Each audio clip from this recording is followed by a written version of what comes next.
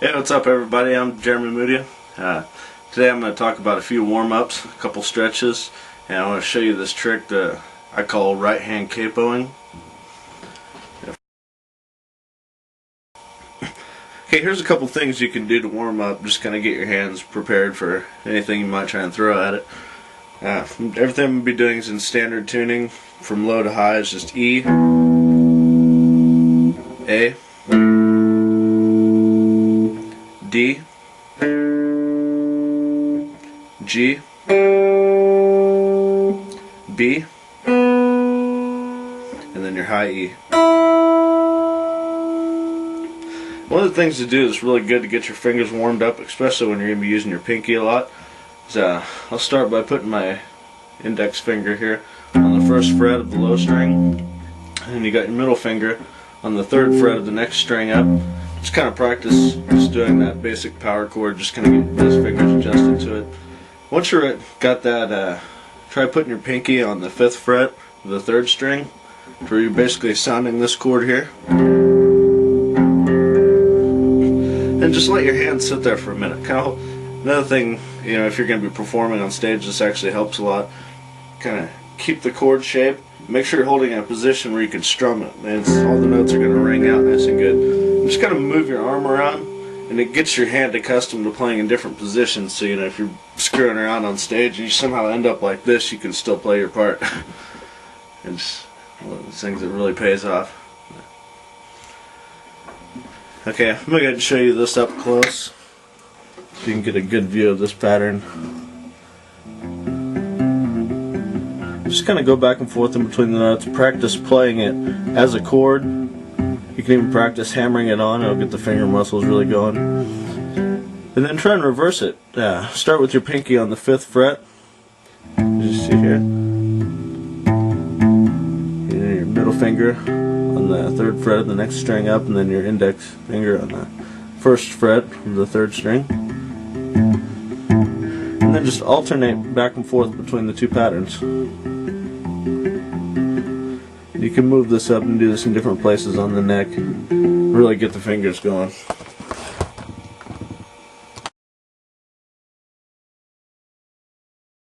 Show you this technique. There's probably an official name for it, but I don't know that, so I'm just calling it right-hand capoing.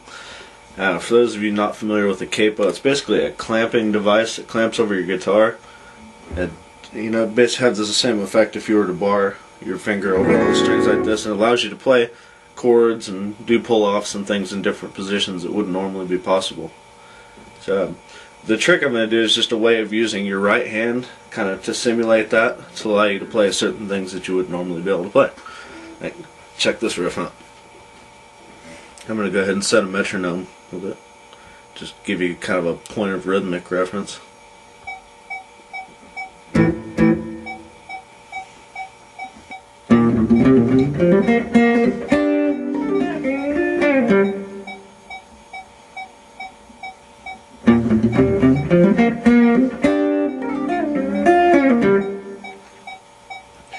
Okay, I'm going to show it to you in slow motion now.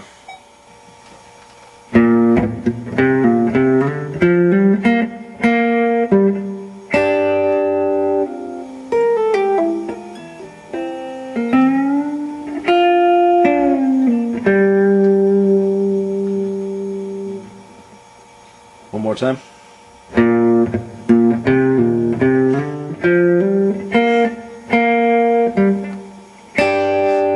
Basically, when you hit this chord here, it's just 2 notes, but when it's ringing out, it gives you time to get your hand over here, drop down. You're capoing the neck of your guitar essentially with this finger. I just use the flat part of my index finger right there, and then when I let off, that chord takes over, so I don't have any silence in between my parts, and then you get right up real quick. And if you can, train yourself to do this with your pinky and your ring finger and your index finger. It's going to be the easiest, and you'll be able to get it the smoothest that way. Or you can do it with these 3 fingers, whichever is most comfortable for you. You're pulling off, and as you're pulling off, make sure you're letting off and kind of pulling back almost slightly, so that as you're letting off, you're picking the string with your finger so that the next note's going to ring out.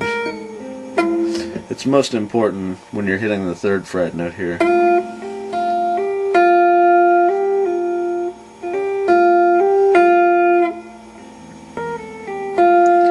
4 notes per string, and then you go into your bend, and you're back to picking with your fingers.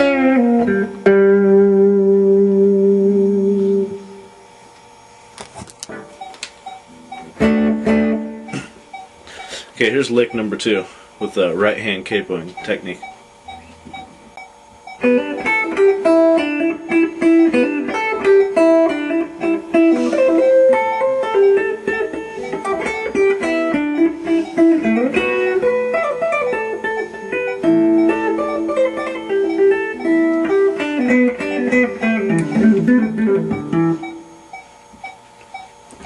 Okay, now I'm going to play it for you in slow motion.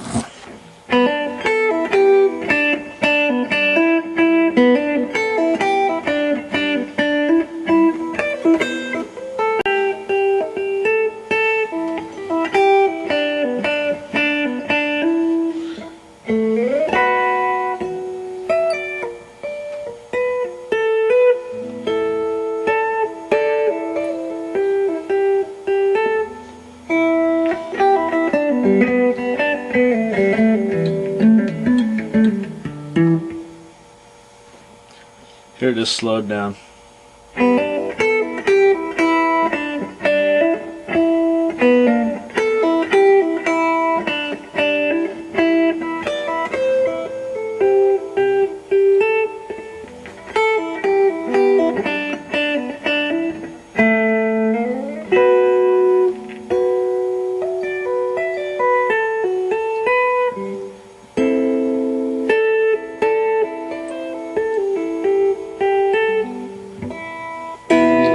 Make sure that pluck that note so it rings out, and then you get the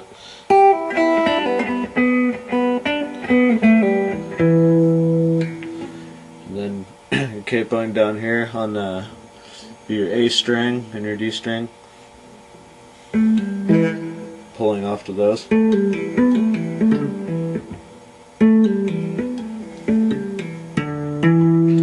then resolving back up to your root note there. Okay, I'm going to go through it one more time for you.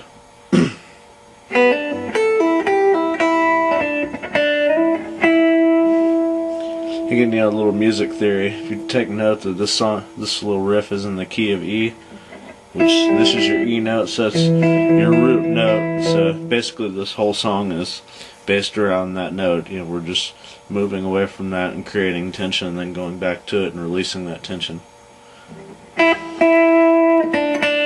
I come down here. This is your starting point. This is actually where I start. And there it's kind of released. Gets tense again.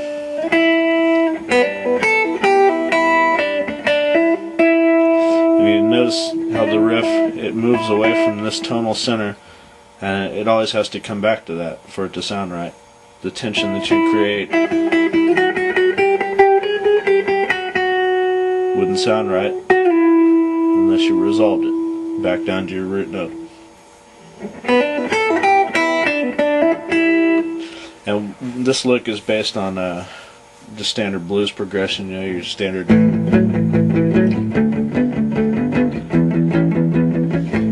12-bar blues. So, you know, this being your open position, your first chord, and then my first hammer, that's taking us up to the 4th. This is the 2nd chord in a 12-bar blues progression, and lastly it's going to be the 5th. Around right here. See how we're getting this. The basic rhythmic concept of the riff is. And,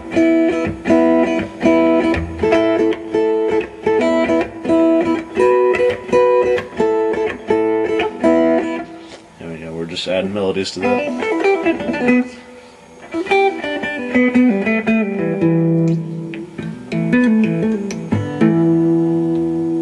And you can just play around with it, come up with your own riffs. There's all kinds of cool stuff you can do with it. Alright, you take it from there.